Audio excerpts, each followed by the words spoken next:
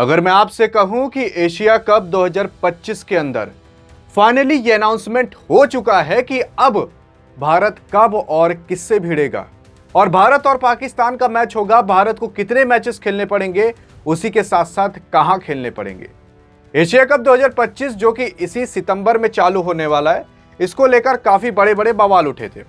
बड़े बवाल इसलिए उठे थे क्योंकि आपको पता होगा कि अभी फिलहाल कुछ समय पहले इंडिया और पाकिस्तान के बीच जब युद्ध हुआ था तो उस युद्ध के बाद ये जंग छिड़ चुकी थी कि जंग तो होगा लेकिन उसी के साथ साथ बाइकॉट भी होगा। हम पूरी तरीके से पाकिस्तान को बाइकॉट करने वाले थे क्योंकि ना हम एक साथ रह सकते हैं और ना हम एक साथ मैच खेल सकते हैं। और इसी वजह से बीसीसीआई ने कहा था कि पाकिस्तान के साथ जितने भी मैचेस होंगे उन सबको बाइकॉट कर दिया जाएगा।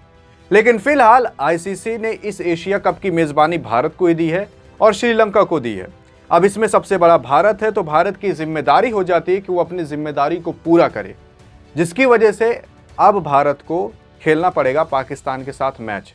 फिलहाल खेलना चाहिए कि नहीं ये आपके हाथ में, देखते हैं आप क्या डिसाइड करते हो। लेकिन अभी जो इस मीटिंग के अंदर डिसाइड हुआ और कब कैसे मैच खेला जाएगा भारत और पाकिस्तान के बीच, ये हम आपको बता देते हैं। देखो, जो एशिया कप कराने वाली संस्था है उसे हम एशियन क्रिकेट काउंसिल कहते हैं और एशियन क्रिकेट काउंसिल का जो अध्यक्ष है उसका नाम है मोहसिन नकवी। असल में जो मुंह से सांस लेता है और नाक से बोलता है उसी का नाम मोहसिन नकवी है। ये पाकिस्तान क्रिकेट बोर्ड का भी अध्यक्ष है तो एसीसी का भी अध्यक्ष है। अब इसके हाथ में रहता है कि भाई कुछ चीज़ें ये डिसाइड कर सकता है, यानी कि क्या रूल और रेगुलेशन कैसे फॉलो होगा वो एशियन क्रिकेट काउंसिल को यही संभालता है। असल में आईसीसी ने इसको अध्यक्ष बनाया, बस बहुत जल्द ही इसका पद हटने वाला है। लेकिन बस यही साल था तो इस साल को पार करा देते हैं।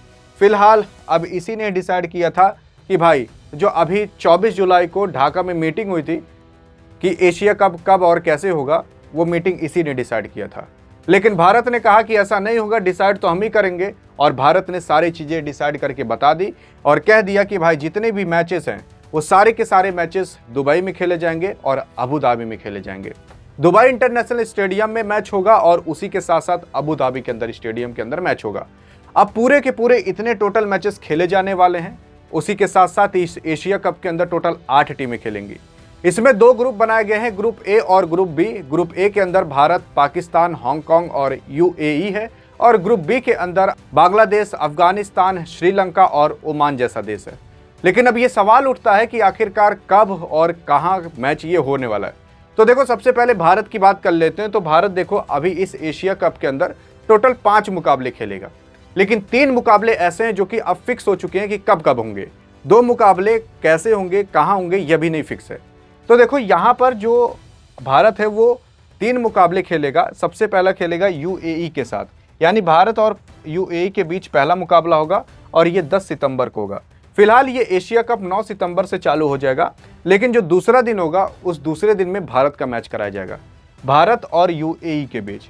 फिर उसके बाद भारत और पाकिस्तान फाइनली भिड़ जाएंगे और ये भिड़ेंगे 14 सितंबर को।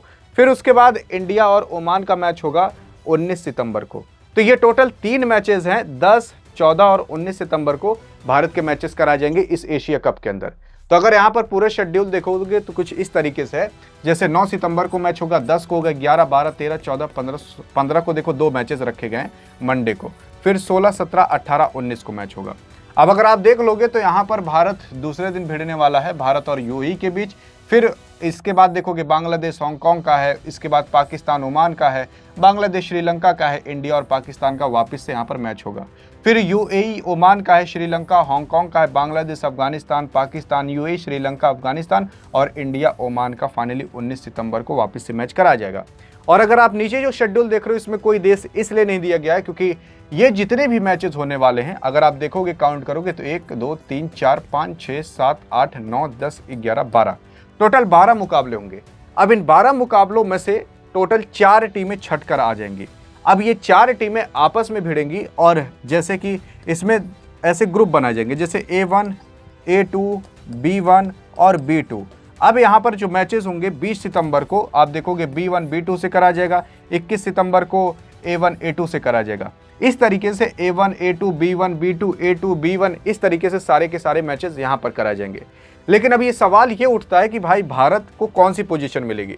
जैसा जिसका सबसे ज़्यादा रन रेट होगा और जो सबसे ज़्यादा मैचेस जीता होगा उसको A1 पे रखा जाएगा, और जो उससे कम मैचेस जीता होगा या फिर उससे कम रन रेट होगा तो उसको A2 पे रखा जाएगा, और जिसका और भी कम होगा उसको B1 पे रखा जाएगा, और जिसका और भी कम होगा उसको B2 पे रखा जाएगा।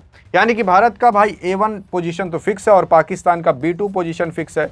अब यहाँ A2 पर B1 पर कौन रहेगा ये अभी फिक्स नहीं है, जिसकी वजह से भारत को कब, कहां और कौन सा मुकाबला सेमीफाइनल के अंदर भिड़ना पड़ेगा ये किसी को नहीं पता।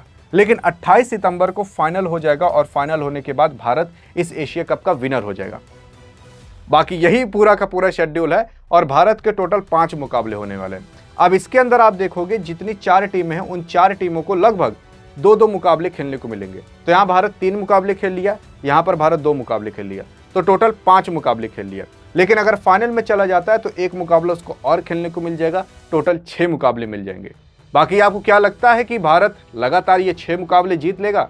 क्या भारत के T20 प्लेयर के अंदर भी वो दम है? बताइएगा जरूर कि पाकिस्तान इस बार जीत कर लेकर जाएगा। देखते हैं भारत या पाकिस्तान वाले मैच से पहले कमेंट बॉक्स में जीत कर दिखा सकते हैं। बाकी अगर अधिक जानकारी चाहिए कि एशिया कप के अंदर भारत की फाइनल प्लेइंग 11 क्या रहेगी और क्या उस प्लेइंग 11 के साथ भारत इस एशिया कप को जीत सकता है, जानना है तो बगल में क्लिक करके देख सकते हो। बाकी मिलेंगे इस वीडियो के अंदर, तब तक के लिए जय हिंद और जय भारत।